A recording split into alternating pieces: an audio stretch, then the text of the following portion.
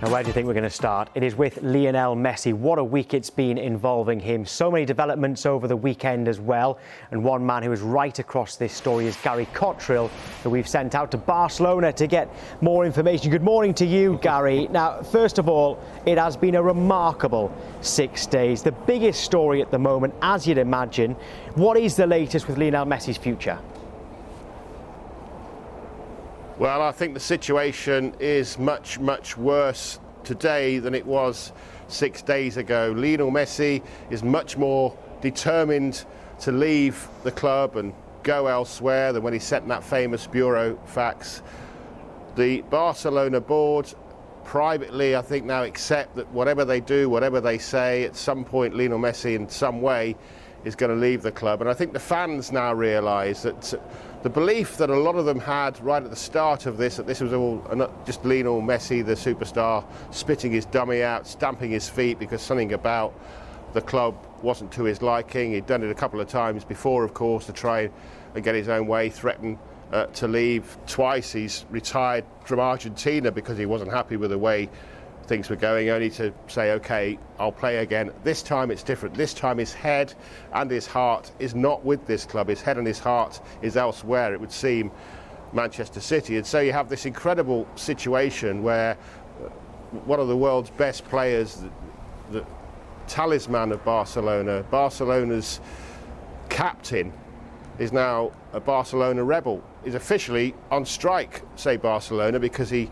refused to turn up yesterday for his COVID-19 test. It would have only taken 10 minutes of his time. Every player came in with their allotted slot, had the test and left again. Even Ronald Koeman was there. So he won't be able to train at this training ground at 4:30 your time this afternoon. So of course that really does put him in a difficult position. He's likely to be fined by the club. Now, Ronald Koeman would have lost a lot of his players anyway for that training session. Obviously, a lot of players have gone off to their national teams, but Lionel Messi wouldn't have been. Lionel Messi would have been here. Argentina don't play until next month, so it would have been a chance, perhaps, for the new head coach to put his skippers, put his arm around the skipper and get to know him and reassure him that he's still an important part to play in his team and in his plans. But that's not going to happen, and you can't really see things getting much better unless somehow some compromise can be reached. But at the moment, Lionel Messi just sitting in his home about a 20-minute drive from here, while everyone wonders what's going on around him. Details emerged, didn't they, yesterday about from La Liga, about Messi's release clause, which is a staggering amount. Can you explain the details around that? Yeah, the clash of the clauses. Lionel Messi says he's got a get-out clause, which he invoked in time. Obviously, just to recap, he says in reality the season ended later because of the COVID-19 break. The clubs say no, that is not the case. Your clause expired in June at the true end of the season, and therefore it's not valid. So therefore you still have a contract, and therefore our release clause of this eye-watering amount of £620 million is still valid. Well, La Liga, they hold the contract. They hold Lionel Messi's contract. They hold everybody's contract. They've looked at it, they say, and they agree with the club. The contract does still have that clause in it. It doesn't say, interestingly, how much that clause is, but it's been widely reported as €800 million, 620 odd million pounds. And they say unless the club come to them and say, we've reached an agreement with Lionel Messi, they will not release the paperwork required to let Lionel Messi go anywhere. Now, Lionel Messi's lawyers, I think, were expecting this. They didn't expect La Liga to come down on their side. In the end, it might be something that goes to court and both sides have to argue. But they say that the real situation is that, look, La Liga, as a train goes past, a bit of normal life there outside the training ground of Barcelona.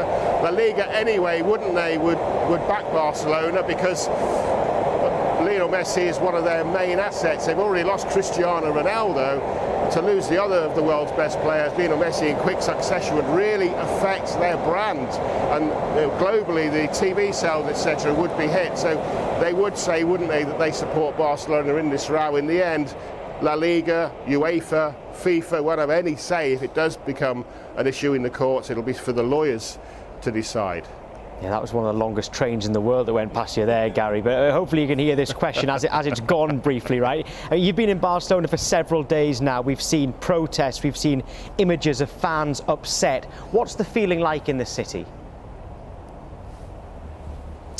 Well, I think the city, first of all, is been hit, as is the whole of Spain, with the re-emergence to a certain extent of coronavirus. So I think a lot of people are just trying to get on the best they can with their daily lives. Masks are back, restrictions on travel are back. But of course, there's a big contingent of Barcelona fans. It's, as we know, more than a club, blah, blah, blah. The fans are the members. And there's been protests pretty much all week since this was announced. Wednesday night, Thursday night, Friday night, a bit of a break on Saturday, and on Sunday yesterday an official march outside the President's office, and he's the one getting all the anger. There's not a lot of anger being directed, or hardly any, or if any at all, towards Lionel Messi and his camp. They still love him, they still respect what he's done. Whatever happens, that will be the case. I think that's why Lionel Messi is planning in the next few days to say something publicly, just to reassure the fans that he still has big feelings for this club and everything that they've achieved together. But no, it's the president that is under real pressure to try and move this thing forward. There's murals appearing around the city supporting Lionel Messi. We saw a young lad yesterday down at the training ground sitting there saying he wasn't going to go home until Lionel Messi arrived at the training ground. He was going to stay until Messi came back to train. Well, last night I checked, he had gone home. He'd gone home to eat. He'd gone home to sleep. The chance to dream of Lionel Messi staying at Barcelona, but of course Manchester City fans have got a very different dream. Yeah, well, given that you know what's going on in the city, Gary, what do you expect to happen over the next coming days? Well, I think there's going to be a softening of the stand being taken by Barcelona. Lionel Messi's people want to talk. They want to resolve this in an amicable way so that Lionel Messi can leave the club with his head held high. But the club have said so far, or the president has said, no, there's not going to be any talks. We've got nothing to talk about. We've got this contract. You're staying. Well, Ronald Koeman isn't going to want Lionel Messi, the powerful figure at this training ground, coming into training, especially when all the players come back from their national teams, going around unhappy, wanting to be elsewhere. That isn't Ronald Koeman's style. He's got a difficult enough job as it is, trying to get this team winning again. It wouldn't really be any manager's style, would it? So I think I'm hearing that there are going to be talks over the next few days. In public, I think Barcelona are still saying, no, he's not going. In private, I think they want to try and get this sorted. So I think over the next few days we will see talks, and we will see eventually Lionel Messi leave Barcelona, not for free. I don't think that's going to happen, for a decent transfer fee and maybe a couple of players as well. Huge story. Gary, thank you. Yeah, big good morning to Michael Bridge and to Mark McAdam as well. It is great to be back here on Good Morning Transfers. Right, OK, keep your tweets coming in. Hashtag Transfer Talk. That's all the way through this show and on Transfer Talk, which is now at the new time of 1 p.m. OK, Mark, Manchester City look like they're in pole position if Messi was to leave and get his wish of leaving for free. Is it a shame that there is a chance we will not see him in the Premier League now? Absolutely. I think this situation has got the mouths watering over the course of the last week or so. It's the biggest player in world football alongside Cristiano Ronaldo, and it's someone that I think would be desperately keen to see him play Premier League football, apart from perhaps people like Patrick Van Aanholt, Andy Robertson, Kieran Tierney, and the 17 other left-backs that play in England's top flight. But I think every single other person connected to the Premier League will be desperate to see this happen. It's quite interesting to see some of the things that Gary Cotterill said there in Barcelona. He's gone from a Barcelona legend to a Barcelona rebel, and he's determined to make this happen. Obviously, it's going to be interesting as to whether or not they can rekindle one of the great romances of football, Pep Guardiola and Lionel Messi. And of course, quite intriguingly, Pep hasn't won the Champions League without Messi. Yeah, good point there. Michael, when it comes to this, let's say Manchester City did get Messi, let's say there was a U-turn, or they managed to just do some sort of arrangement to get Lionel Messi to Manchester City.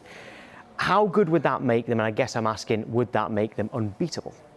Much better, yes. Unbeatable, no. I mean, Barcelona haven't won it themselves for a while, and we've seen City getting knocked out of the competition, conceding 4 against Tottenham last season in the Champions League quarter-final, losing 3-1, of course, to Lyon the other week. It would make them a lot stronger, though, of course, but unbeatable, no. Yeah, there's a few tweets coming in on this one, actually. There's one from Jake D'Souza. He was a favourite of ours, a viewer of the show. He says, Barcelona need to compromise now. Some money is better than letting him go for nothing next summer. Also, Messi is a Barcelona legend. They must respect his wishes. They wouldn't want this marriage to end in heartbreak. And Mark, I think that's probably what Gary Cotterill was kind of getting at there, that there may well be a fee and maybe some players involved, and maybe that would make everybody at least satisfied, not necessarily happy. It's quite interesting to see what Gary said there as well, that there's no anger directed at Messi, it's more towards the president. And that's quite fascinating, really, because this club legend, who's been there since a young boy, we've all seen the videos on social media this week talking about his desperation to play for Barcelona and to be a hero there. He's more than exceeded those ambitions as a youngster, but yet he's desperate to leave the club, but the fans aren't unhappy with him. It's because of, obviously, his standing within Barcelona and what he's achieved whilst he's been there, but it's going to be a sad day if he does leave.